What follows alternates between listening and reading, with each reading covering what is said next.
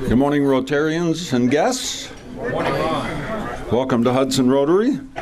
My name is Ron Strobel. I'm the Sergeant at Arms. Our invocation this morning is by Phil Tobin. Thank you, Ron. You know, when you're 83 years old, you get a chance to see things that you don't see normally. None of you are 83, so I don't know whether you saw the equinox this morning. I've never in my life seen a moon like that. Absolutely spectacular. Let us pray. Heavenly Father, help us to think long and hard about the things in our lives that we would like to change, for we never know how long we have left. Help us to slow down just enough to consider what is true and real, and help us to try and understand the way others feel. Help us to be less quick to anger, show more appreciation and love to the people in our lives. Help us to treat each other with respect and more often wear a smile. Remembering that this special life may only last a short while, so when we reach our ultimate reward, we will be proud of the things people say and how we spent our time on this earth. Amen. Amen. Thank you, Phil. And to lead us in the pledge and the four-way test, James Field. First pledge.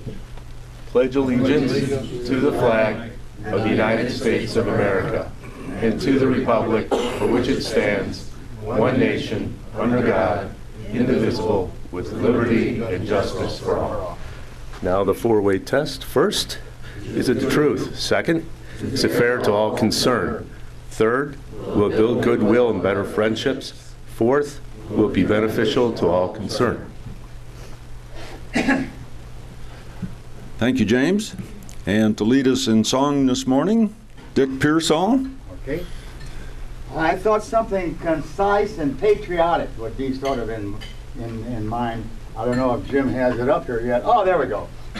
It's America, and I think that's the way I feel today with all the things going on in the world. So let's go. My country, 'tis of thee, sweet land of liberty, of thee I sing. Give it a kick. Where my fathers died, land of the pilgrim's pride, from every mountainside, let freedom ring. That's it. Thank you, Dick. And now, our president, Joe Avella.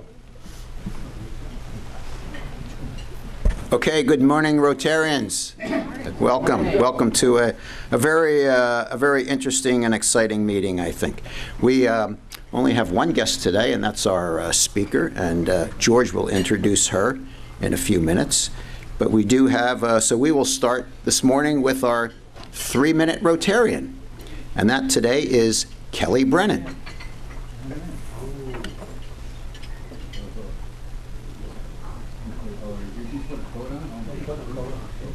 You don't want me to put it on? You're on TV, man. Oh, don't do it. You're down to 2 minutes now, Kelly. That's okay. He had to get himself dressed. Good morning. It's a rough crowd for a smoke crowd.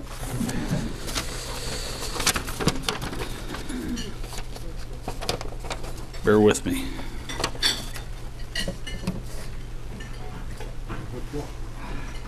See if the clicker thing works. It does. Uh-oh. 2 roads diverged in a yellow wood, and sorry I could not have traveled both. And be one traveler, long I stood, and looked down as one as far as I could, to where it bent in the undergrowth. Then took the other, just as fair, and having perhaps the better claim, because it was grassy and wanted wear. Though as for that, the passing there had warned them really about the same. And both that morning equally lay in leaves no step had trodden black. Oh, I kept the first for the other day, yet knowing how way leads on way, I doubted I should ever come back. I shall be telling this with a sigh, somewhere ages and ages hence. Two roads diverged in a wood, and I took the one less traveled by. And that has made all the difference. And I'm sure we've all heard this poem, but for me, the story of my life, and everyone realizes the road less traveled is the road in which you ultimately take. I don't think in my life I would have chosen any other path than the one I chose. And that's it. I will be the shortest Rotarian 3-minute speech. Thank you.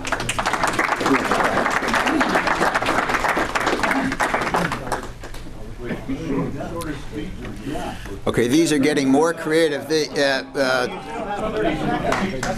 Kelly just increased the bar. I think it was George.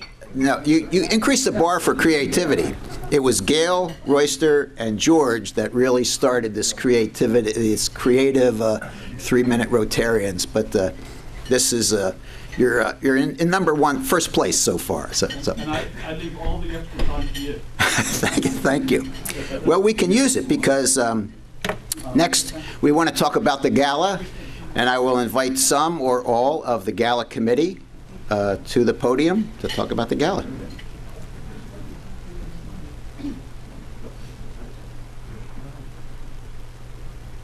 Good morning, Rotarians. If any of you need the brochure that was in your packet, which is a wonderful little sales tool, I have 5 left. So if you want to raise your hand or come over to where I'm sitting, I can pass, or you can have those, which I think are real helpful when you're talking to a prospective donor. Then I also have posters. So if any of you would like to take these and put them in whatever place of business you're familiar with, that would be great too. And that's all, and Evan is up. Thank you, Gail. So just a few things that I wanted to go through this morning. Gift of the week, team progress. We're going to hear from one captain, their words of wisdom. Talk about a Zeppies party, and we're going to decide on a club goal here real quick. So this is the first week. You've had a few weeks, but this is the first week's results. And Larry Santon's super sellers are at the top of the chart. And on his team comes my favorite gift of the week, thanks to George Snyder and Craig Tallman of the Cuyahoga Valley Scenic Railroad. There has been a caboose charter given on the newly renovated St. Lucie sound car. So that's my favorite gift of the week. It's a $1,200 value, and it'll be great for any event or party that you might like to have. So with Larry on top, Larry, I'm going to give you just about 30 seconds or a minute to share with us some words of wisdom, whether it be life or about how you're captaining your team. You've got the floor. Very simple.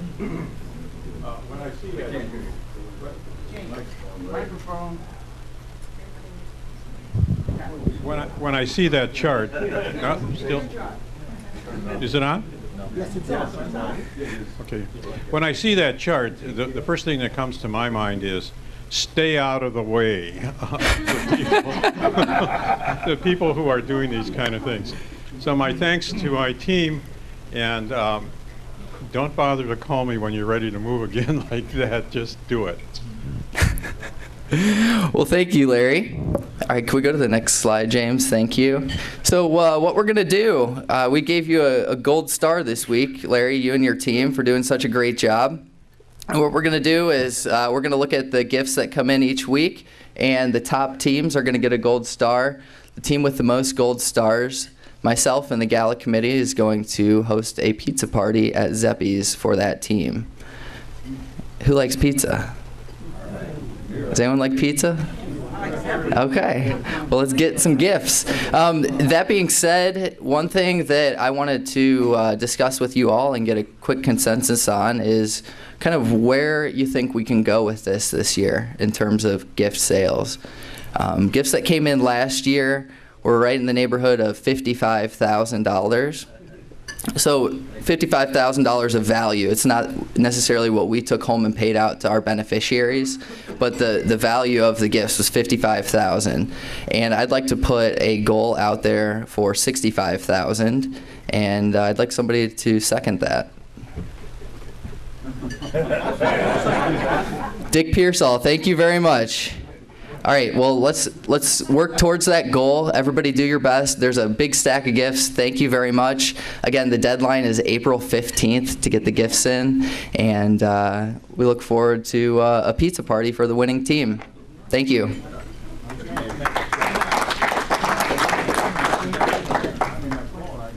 Thank you, Evan, and thank you, Gail. Just a couple of announcements before we proceed to our main program. We're going to have a new member roster. It will be on the website. Liz is trying to get it. Liz Kwolek is trying to get it on the website now. But when you do have a change in your contact information, your phone number, your email address, you will have to go. You should go into our website and update your profile. And one person that's going to need to do that is Chris Barker, because her email address has just changed. So don't send her any emails until she lets you know what her new email address is. Chris is moving on from her bank. That's good news. The other thing is, Liz Ramsey asked me to remind you about the Ladies Royal Rotary Tea, Saturday, April 16th. We have quite a few people. I think there's about 40 or 50 people signed up, and so get those checks in. Don't forget the district conference on April the 22nd, the 23rd, and 24th. You can sign up at on the district website. And Saturday morning is really an interesting. That's an interesting time to attend. There's you'll an opportunity to understand a little bit more about Rotary and meet other Rotarians from throughout Northeast Ohio. Next Wednesday is the 5th Wednesday of the month. We'll have a social event at Zeppi's at 5:30, along with the Rotary Clock Tower people. So they set it up, but we normally outnumber them when we have a social there. So let's move on. Interesting speaker, George Snyder. Actually, I'm not the interesting speaker, but I will introduce this. We're going to talk this morning about the Republican National Convention in Cleveland in July.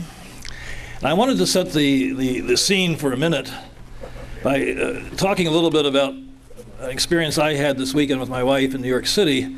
We were out and about on Saturday morning. It turned out that day there was, it had not been announced in the papers or anything, but there was an anti-Trump protest march that began at Columbus Circle opposite Trump International Hotel, proceeded down 59th Street to 5th Avenue, turned the corner at 5th, and went down to Trump Tower, where the Donald lives.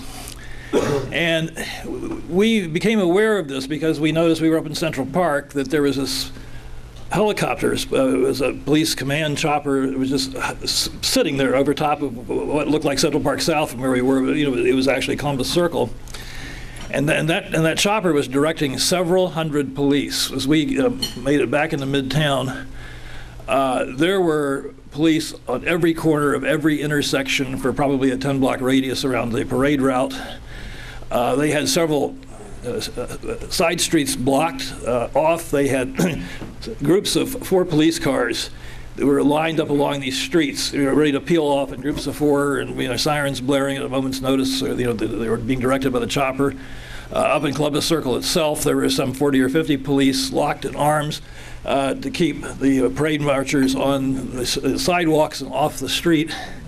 And it was true. And then we made it up to 56th and 6th Avenue, and there were staged several paddy wagons and additional police vehicles. It was an amazing response to a small protest march. There was estimated 1,000 to 2,000 people at most. And I began to think, if this is how the big city handles what was a reasonably peaceful and non-eventful event. And then you think about Donald Trump, who predicted riots in Cleveland if he does not win the party nomination, and it sort of gives you a feeling for what Cleveland could be like in the event of that kind of demonstrations, or God forbid any kind of other kind of security threat. So it's going to be interesting times. And to talk about this morning, we have a very distinguished woman, Sherry Dahl, who is representing the Republican National Convention Host Committee.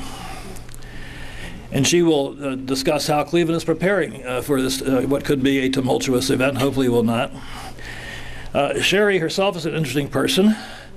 Born into poor circumstances in Columbus. She was raised by a single mother. When times were good, they were able to live in a basement apartment, but Sherry persevered.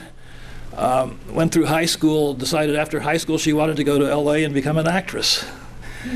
And did not succeed in becoming an actress, but was a radio DJ for a while and a radio producer. Married, divorced, decided at this point it was a good thing to get a further education. So she got her college degree, came back to Columbus, to Ohio State University, where she got her JD degree at the Ohio State Law School. Then became, after I think you had a clerkship or two along the way there, then went to work as an associate at McDonald Hopkins in Cleveland, moved on to Squire Sanders as a principal, and then became a partner at Retzel and Andrus's Cleveland office. Last year, she formed Dahl Law in Bracknell. Sherry's specialty is business law and litigation, with a particular focus on insolvency law. She has been recognized by her peers as an Ohio super lawyer. It's one of Ohio's top 25, excuse me, it's one of Cleveland's top 25 female lawyers, and is one of Ohio's top 50 female lawyers. She is a proud Republican and is equally proud to have met both former and current Supreme Court justices, including Scalia, O'Connor, Ginsburg, and Thomas. Ladies and gentlemen, please join me in giving a warm Rotary welcome to our guest, Sherry Dahl.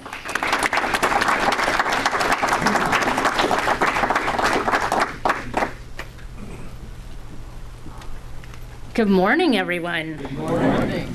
Thank you for having me here today. George, you did a great job of summing up my entire life in like a minute and a half. Thank you. That's it. I don't have anything else to say about me, okay?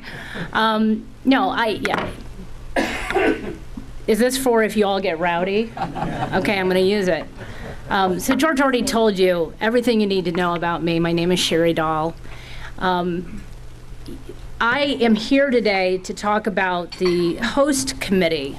I'll be real frank with you. The host committee is a very well-organized group of folks, and it's a very large group. I am just one of many, many people who are out and about talking about the host committee and the convention. So as you'll hear as I keep talking, if any of you are part of any other group and you're interested in having someone speak about the convention or the host committee, you can go online, you can fill out a request form, and you'll get any number of diverse people. It won't be me every single time, which is just another way of saying, this is a speech that the host committee prepared. Okay, they gave me a script. I'm not one to follow scripts. I'm not a fan of the script. I will try to hit the high points. I've highlighted some of the high points, so I make sure you all get to know the important stuff that they want you to know. But I'm going to also throw in a few nuggets of my own. If you invite another person to come out, they're not going to tell you some of the stories that I'm going to tell, but you'll get the general facts. Again, the host committee, very well organized. To give you an idea of how well organized they are, this speech, which they prepare, is updated constantly. We have been preparing for this marketing effort for months. I think 6 months ago, I was called to my first training session where there was a huge group of people, very diverse people. You would think maybe it'd be a big room full of Republicans. It's not. Okay, the folks that are out talking about the host committee, they're both Republican, they're Democrat, they're old, they're young, they do everything. They're not all just, boring lawyers like me.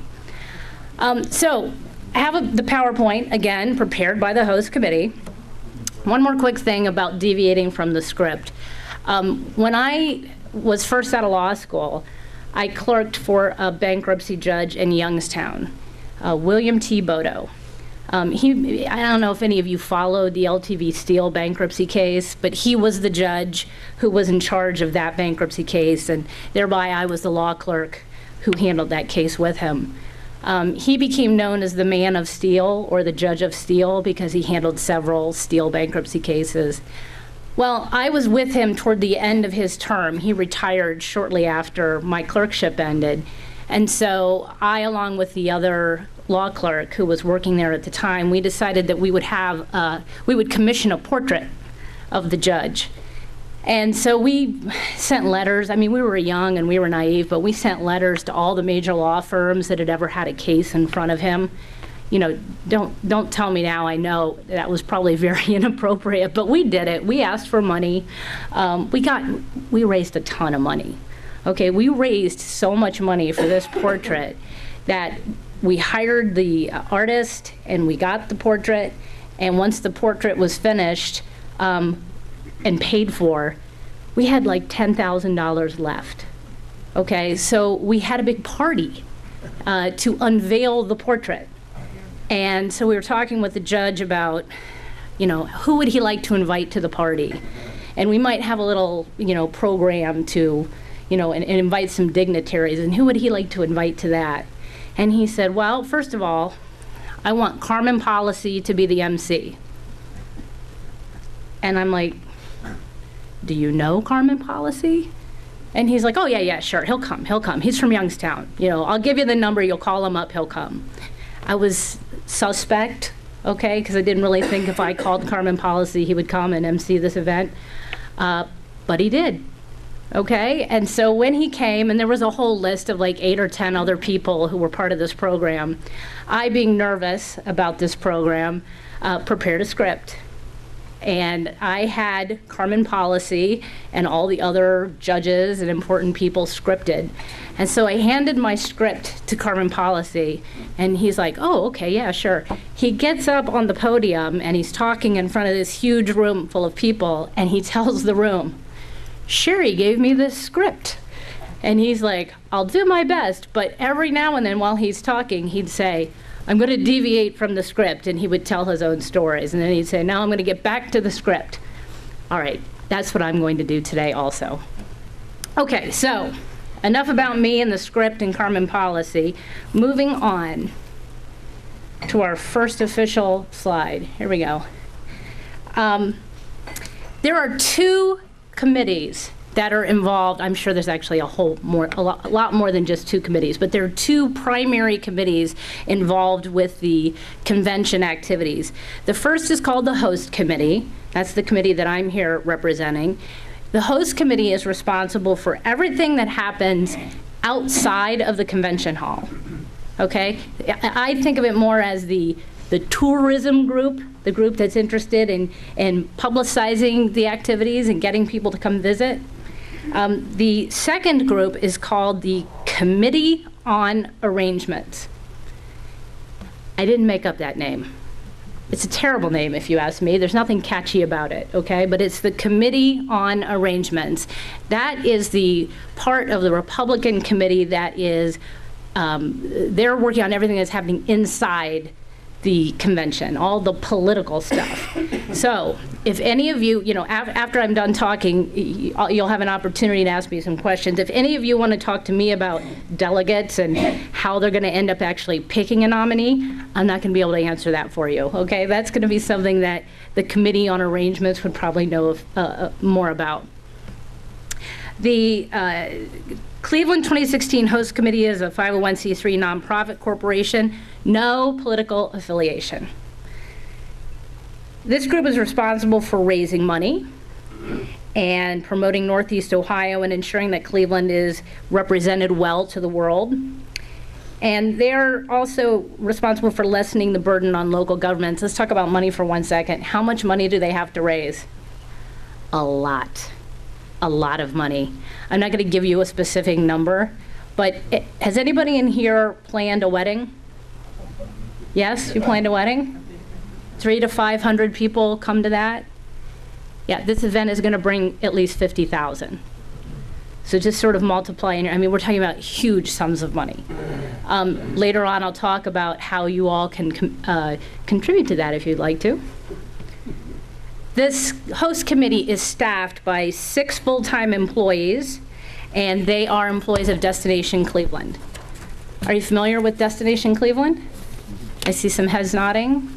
They're responsible for bringing people to Cleveland. I'm going to call them a PR firm. They probably wouldn't like that. Here's a trivia question. Does anybody know what Destination Cleveland's name was before they were called Destination Cleveland?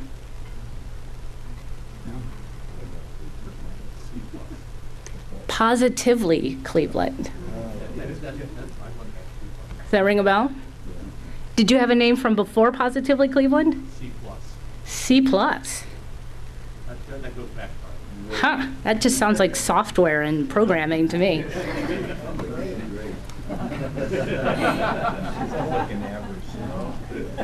All right. It sounds like an average grade, too, in high school. All right, so the Republican National Committee on Arrangements, that's the name I was telling you about, COA. The Cleveland 2016 Host Committee is working with the Republican National Committee's Committee on Arrangements. The group is responsible for all things political, everything inside the convention hall, which is Quicken Loans Arena. So Quicken Loans Arena is where the primary convention activities will be held.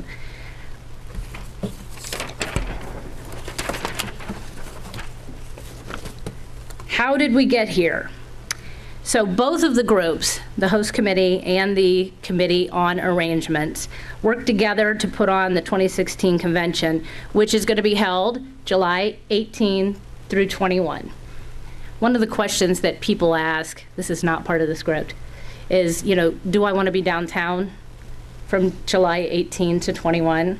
That is a very good question. I do not have the answer for you. I live in Bracknell. I'm about 5 miles from downtown. I think I might go and sort of peek in and see what things are like and dip my toe in the water. On the one hand, there's going to be a ton of people here. But then on the other hand, you would be amazed how places like Quicken Loans Arena and the convention center, how they can absorb people. I was fortunate enough to take a tour of the convention center right before it was actually open to the public. It was like a hard hat tour. And they walked us through. It was a long walk, by the way. And as we walked from all the spaces, I kept seeing the plaques on each of the rooms that said how many people the room could accommodate. And we'd walk past the door and it'd say 8,000 people. And we'd walk past another door and it'd say 15,000 people. I mean, most of these convention people could be in the convention center and we wouldn't even know it. So I don't know if we get parades, if we get anti-Trump, protests, who knows? But otherwise, it might not be as bad as people think. The position that I'm supposed to advocate, the thing I'm supposed to say to all of you is, for now, just be normal. Just, make normal plans for normal activities. That'll be updated, to be continued. We'll see how that goes as we get closer to the place. So how did they get the committee? Simple, short answer is they bid on it and they won it. Does anybody here realize that they tried to bring the convention to Cleveland in 2008? Did you know that? Typical story. I mean, they tried in 2008, didn't win. You learn from that situation. You try again, and they were successful. It's amazing how much you can learn by not winning something. And a lot of you, you look like you have experience in life. So I'm talking to the young guy over here, okay? If you didn't know this already, Just because you don't win the first time doesn't mean you shouldn't try again. All right, persistence. Did all of you know, were you aware that Cleveland tried to bid on both the Democratic and the Republican convention? Does anybody know why we're doing the Republican and not the Democratic conventions? Yes, I'll tell you a little story. So, we bid for both, which means, look, we got picked for one, so we were good enough for either one, right? But the Republican convention, the people who were selecting venues moved more quickly. So in the process of the Republican choosing, we got much further in the process just because that group went more quickly. And so once we got down, I think by the time we got down to the final four, we withdrew our bid for the Democratic convention because they're not allowed to have both conventions in the same city. And so, and I don't know whether that's a rule or whether that's just, a practicality or the way they operate. But we withdrew from the Democratic process once we got so far along in the Republican process, which is another interesting lesson. The group that went the fastest is the one that ended up having the first choice, really, of venues. All right, there we go. So, why was Cleveland chosen? I sort of think of this as the Field of Dreams slide. If you build it, they will come. What was different in 2008 versus this year? Well, there has been a lot of investment in Cleveland. Do any of you work in Cleveland? Have you been in Cleveland recently? Even before the selection, okay? The convention center, the casino. Whether you are for or against gambling or the casino downtown, the casino being built was a huge difference in whether or not Cleveland is considered for any event. I don't know if any of you have planned national or international events. I have. There's a checklist. When people are selecting venues, they check for things like hotel capacity and transportation, meaning airports and buses and things like that, but they also have entertainment things that they select, for example, casinos. If you can check the box and say that you have a casino or a sport team, a sporting event or things like that, it allows you to check boxes. It brings more tourism, more conventions. So the casino was a big deal. The convention center also a really huge deal. Over the last 5 years, nearly $3 billion of public and private money has been invested into visitor-related infrastructure in Northeast Ohio. So the First Merit Convention Center of Cleveland, this is where the media is going to be housed. Convention will be at Quicken Loans Arena. Media will be at the First Merit Convention Center. I'm just curious, had any of you heard the term First Merit Convention Center? Me neither. I was going through the PowerPoint and the speech, the script, and it said First Merit Convention Center, and I actually thought to myself, what's that? And I looked it up. It is the new convention center, the one that I have, early on, they called it the Medical Mart. That's stuck in my head. It will always be the Medical Mart to me. Just like the BP building will always be the BP building. So anyway, that's the First Merit Convention Center. Now that Huntington is in the process of acquiring First Merit, are they going to call it the Huntington Convention Center? I have no idea. That, from what I understand, though, that deal will not be finalized until fourth quarter, so probably not. I don't know. We'll get back to you on that. Obviously, a lot of other investment in the Cleveland Museum of Art, the casino, we already talked about that. People are starting to recognize the important role of tourism as an economic driver. We had to create this environment that would handle the people. One other just quick story about this. This is so true, and I've seen it on a personal level. I was on the board of an International Women's Committee, and every year this International Women's Committee has a meeting somewhere. And the meetings are usually held in places like New York and Chicago. These are places where people want to go. People are excited about visiting. So when I was on the board, I bid to have Cleveland be the location for the meeting. And as I mentioned earlier, we did not win the first time we made that bid. But we tried again the next year, and we were successful. And we did win having the meeting of this international group of about 50 women come to Cleveland. And people made fun of us a little bit. You know, we'd say, "Oh, we're so excited about you coming to Cleveland for this meeting," and they'd be like, "Great." You know, fantastic. But everything worked out very well. I think one of the biggest important points in having a successful Cleveland event is the weather. Okay? When I had this group of women come, and I'm telling you, they came from countries all over the world, we had beautiful 72-degree weather. While they were here, we took them to the Rock Hall. We walked them around Cleveland. We took them to our, you know, finer restaurants. And by the time these people left, they said, "Cleveland is great. I never knew Cleveland was this fantastic." And I'm not kidding you. The year after that, the meeting was in San Francisco. Yeah. You know what people said as they were heading to San Francisco? They said to the San Francisco organizers, "Well, we sure hope that you can meet the standard that Cleveland set." I mean, that is just a small example of how true it is when you bring people to Cleveland and you show them what we have to offer. People are very impressed.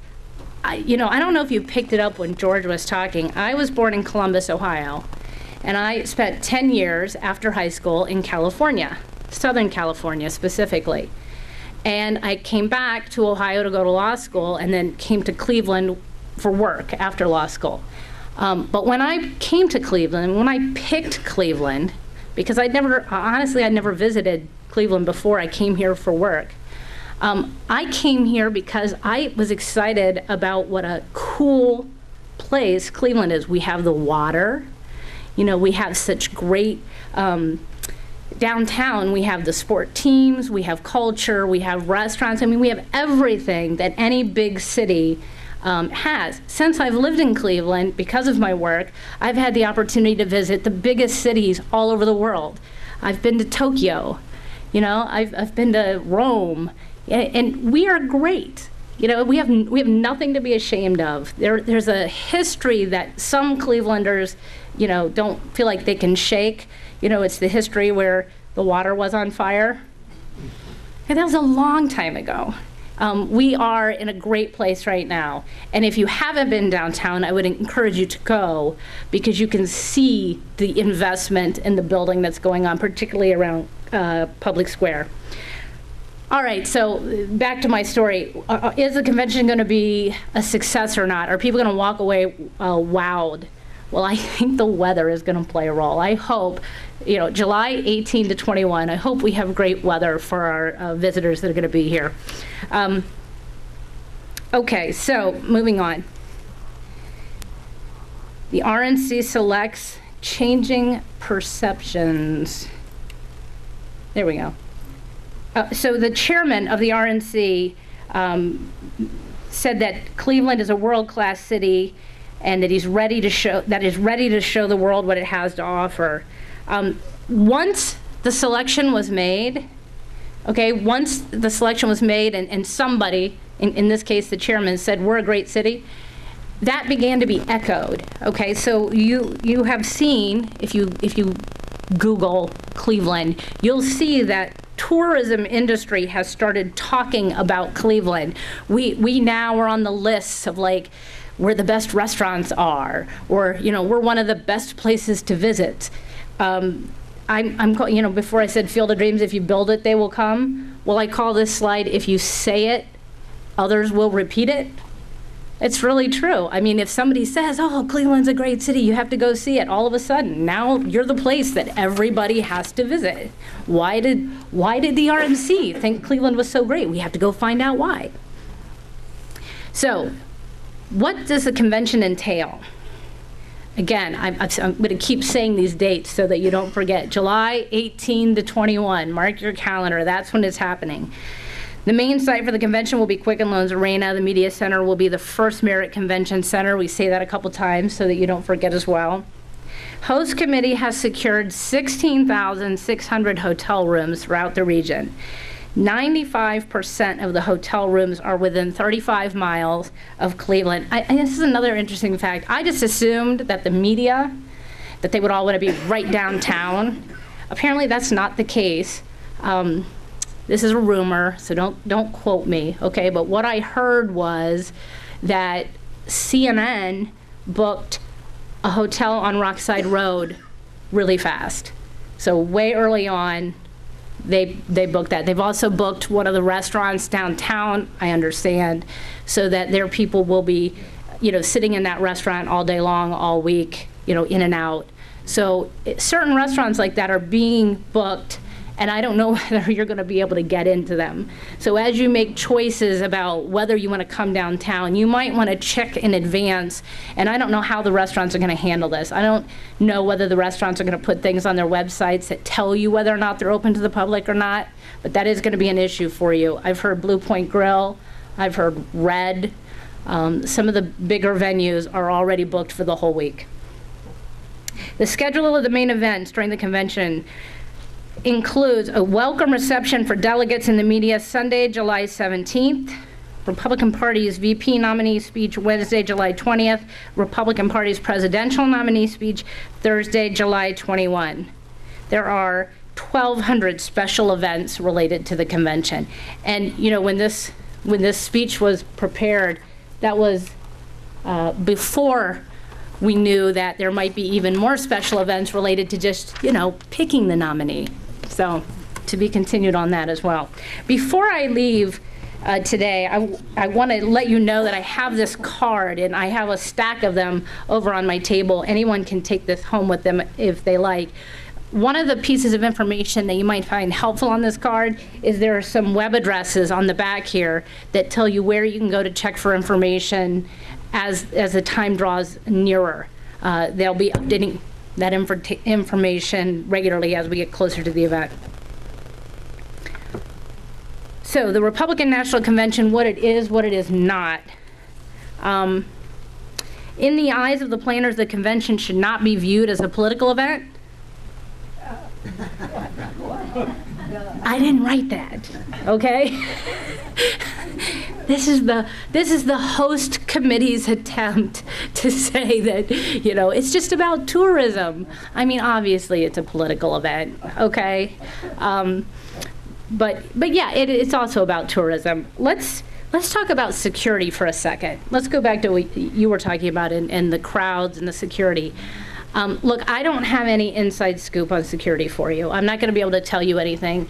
And probably even if I knew details about security, I probably still wouldn't be able to tell you, because in light of events that have happened as recently as yesterday, you understand how important it is to have really important security measures that are not public and that people don't know about. I can tell you this, though, and this is not in the script. This is just my own story. When I was working downtown in a high-rise for the St. Patrick's Day parade, I would look out the window and watch the parade. And I remember last year, I was looking out my window as the parade was happening, and I saw a man with a gun on the roof of the building next door to me. And at first I thought, oh my goodness, why is there a man with a gun? It was a rifle. And I thought, well, what's that guy doing, And then I realized there were several men with guns on the roof of that building, and they were snipers, and they were protecting the parade folks. I never knew, when I'm down on the ground at the parade, I've never looked up. But did you know that there are snipers on the roofs during the St. Patrick's Day parade? If they have snipers here in Cleveland for the St. Patrick's Day parade, I can only imagine what the security is going to be like for the convention. I am guessing there will probably be snipers on every roof in downtown Cleveland, and many, many, many security people everywhere. There's another slide. I'm not going to talk anymore about security right now, but more to come on that, a little bit more to come on that. Okay, so in the eyes of the planners, it's not a political event. Yeah, right. It's a catalyst to bring visitors here, visitors who will encourage others to visit. It is also a statement to meeting planners nationwide and internationally. Since it was announced that Cleveland was hosting the Republican National Convention, Destination Cleveland's convention leads have increased 46%. That's, again, it's just all part of somebody else thought we were cool enough to have an event here. Now other people want to come and see what that's about. I don't know why, they say I have this line in here and they have it on the card too, so I'm gonna say it. I don't know why they want me to say this. I'm supposed to tell people that business owners should not think of the convention as winning a lottery ticket. I guess they're trying to manage expectations. They don't want people to think that just because we have all these people visiting Cleveland, it doesn't mean all the local businesses are gonna have a huge uptick in business. I don't know why they're trying to manage those expectations. Maybe they're trying to keep people from taking out loans that they may not be able to pay off after the convention visits. I don't know. I think that, excuse me, with all those people, if you're in a restaurant business, if you're in a, transportation, if you have like a limo business, I mean, certain businesses are going to have a huge uptick. I mean, unless for some reason they just are really bad, there's going to be an uptick. With that many people in town, you can't help but have a little bit of a lottery ticket. Okay, so some of the, there's going to be a lot of people, 50,000 in town. The host committee wants you to know that there are 3 key reasons why this is a win for the region: the number of visitors and their value, the media exposure, the projects that it accelerates. We've already talked about all the investment in downtown. Some of that started before the convention, but there's even more now that the convention is coming. 50,000 visitors. Estimated spending for the event is approximately $200 million. Delegates, their families, special guests, the media. People will be coming, they say, from a 50-mile radius. I think they're going to be coming from a lot further than that. $7.4 billion is the economic impact from our normal tourism. That's our normal tourism. Okay, that has nothing to do with the convention coming. So if we have a $7.4 billion economic impact in a normal year, can you imagine what the convention year will bring? All right, just as an aside, in a normal tourism year, Cuyahoga County gains $1 billion in tourism-related taxes. I'm guessing that has to do with the hotels and things. So again, can you imagine what it's going to be like when people come? This, believe it or not, is the second largest media event outside of, would anybody like to guess what number 1 is? That's what I thought. Summer Olympics. Summer Olympics is number 1. I'd like to know where they got that, because I think the Super Bowl might be, I don't know, we'll see. Next summer there will be 15,000 credentialed media in town during the convention. There will be 3,000 or so media outlets. So that week, if you do go downtown, you might be on camera, okay? Don't do anything walking down the street you don't want somebody to put on TV or online. In 2014, when Cleveland was announced as the host city, there were over 12,000 positive online print and broadcast news stories mentioning Cleveland, resulting in over 20 billion impressions. 20 billion.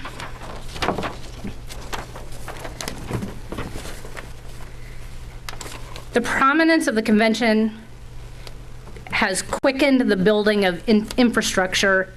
You aren't kidding. All kinds of construction going on downtown. There's a 600-room Hilton being built. $32 million in renovation for the public square area. Yeah, you're right. I do. Thank you. If you haven't been to Public Square lately, you can't drive around it like you used to be able to. Now you can only walk. going to be beautiful when it's finished. The airport is sprucing itself up. The RTA is adding art to the line from the airport to downtown. There's a beautification committee that is charged with polishing the city, with fixing sidewalks and installing temporary planters and planting trees. Okay, I'm going to try to wrap things up because I know we're getting to the end of your time here. If you are interested in being involved with the convention, there will be more information on this card that I'm going to leave for you if you'd like it. But you can volunteer. The people who do the volunteering, I'm sorry, let me not talk about volunteering yet. So you can volunteer, and I'll tell you more about what that means later. You can also, if you have a business, be part of a supplier guide. And there is an e-newsletter that you can check if you want to get more updates. And then you could also be part of the Speakers Bureau, or you could request to have a Speakers Bureau person speak at another event. They need 8,000 volunteers. And the only requirement to be a volunteer is you have to be 18 years of age or older by June 1st, 2016. The volunteers will serve as airport and hotel greeters. They also have some people they're going to call downtown wayfinders, so you'll just be on the street, sort of helping people figure out where to go and how to get places. This is something that you can do as an individual, but it's also something that groups can do. So if you're part of a group of 25 or more people and the group would like to be involved with being a volunteer group, there's a special person who's handling those types of groups. And I have contact information for who you contact if you'd like to do either the group or the individual volunteering. Business owners who are interested can be part of the supplier guide. The supplier guide is going to be handed out by the Committee on Arrangements. The Committee on Arrangements is going to hand out the supplier guide. There is a vetting process, but there's no fee for being part of this guide. You submit your application. The business has to be headquartered in Northeast Ohio, and as long as you fill out the application and make it through the vetting process, you will be part of that guide. There's a newsletter.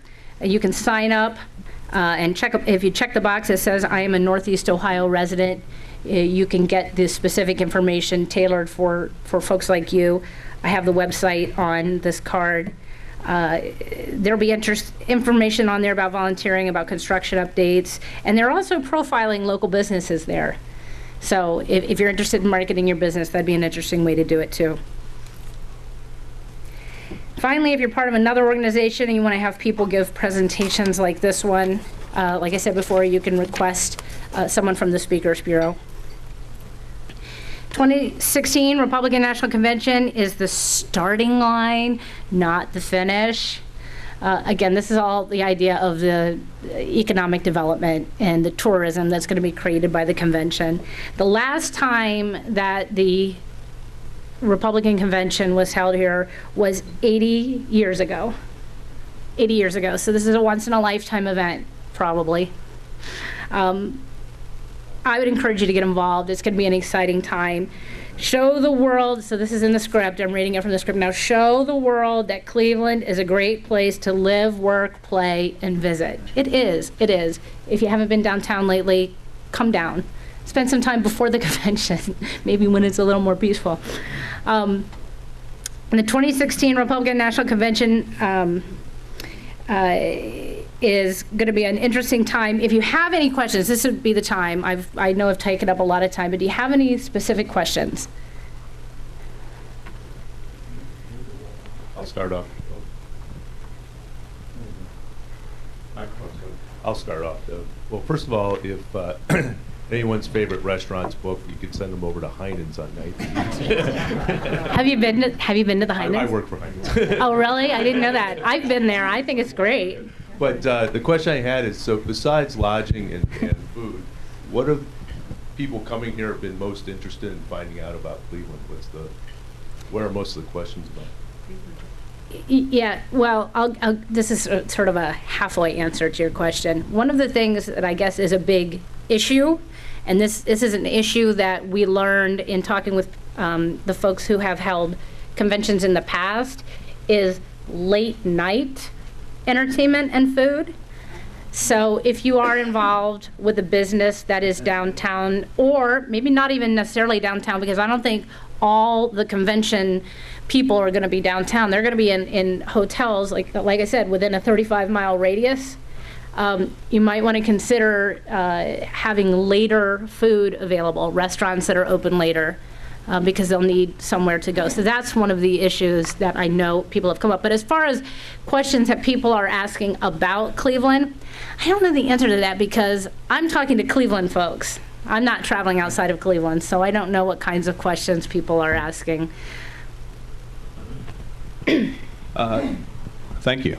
I have a question. I heard that if you wanted to go downtown during those dates, there's going to be about a square mile area that's going to be cordoned off, that unless you've been through security and got a pass, you're not going to be able to go in there. Is that true? Well, so they call that the security perimeter. And I don't have anything in my materials right now that tells me exactly how large that security perimeter is going to be. All we know at this point is that there's definitely going to be one. I understand that the Secret Service is not going to tell anyone where that perimeter exactly is going to be until inside 2 weeks of the event. And I expect that is a security measure in itself. They don't want people to know where the perimeter is and therefore where the really strong security begins. So I can't tell you the answer to that, and that'll be something that's determined right on the inside. Now, there are obviously, Quicken Loans Arena, there are people who work in Tower City, and Tower City, is connected to the Quicken Loans Arena. So I'm going to hazard a guess, Tower City is probably going to be inside that perimeter, right? At this point, the official word is you can come to work and you can get there. So there will probably be badges issued or something like that. And we'll know more as we get closer to the time. But that's a good, like I said, these cards, you can check as you get closer, and announcements will be put online at these web addresses that are on this card. Thank you, Sherry. Yeah, thank you.